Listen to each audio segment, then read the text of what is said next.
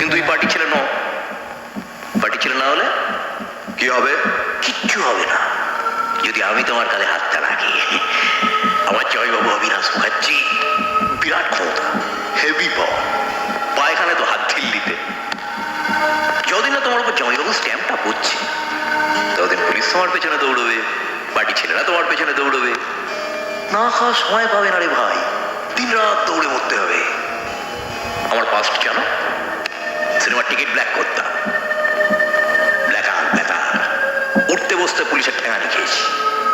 তারপর যেই জামাইবাবু এমএলএ হলো আমিও দলে বেড়ে গেলাম, জোরে দা।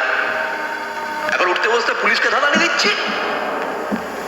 বড় বড় হেক্কার না হলে এসব হয় না। বিরাট হেক্কার দিচ্ছে। কত কি হতে পারে জানো? ধরো তুমি রাস্তা দিয়ে যাচ্ছ, পেছন থেকে লরি এসে তোমার চাপা দিয়ে চলে গেল। আচ্ছা, না হবেই বলছি না, হতে পারে।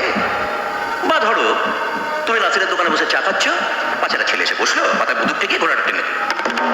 হবেই বলছি না, হতে পারে। বিরাট খেলা, সাপ লুডো। কে কখন মইবে উপরে উঠে যাবে, কে কখন সাপের মুখে পড়বে কেউ জানে না। না লেলিন, না মার্কস, না রামমোহন বিদ্যাসাগর। তাই ওদের মতবাদের সঙ্গে আমার মতবাদটা মেলে না। আমার মতবাদ আলাদা। 4 আনার কীর্তন, 12 আনার দক্ষিণা। বোঝা গেল?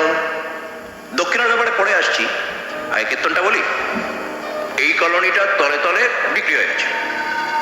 এখানে একটা বিয়ার ফ্যাক্টরি হবে, এদের উচ্ছেদ করার সময় লাফড়া হবে, সেটা তুমি সামলাবে, পার্টি সামনে আসবে না।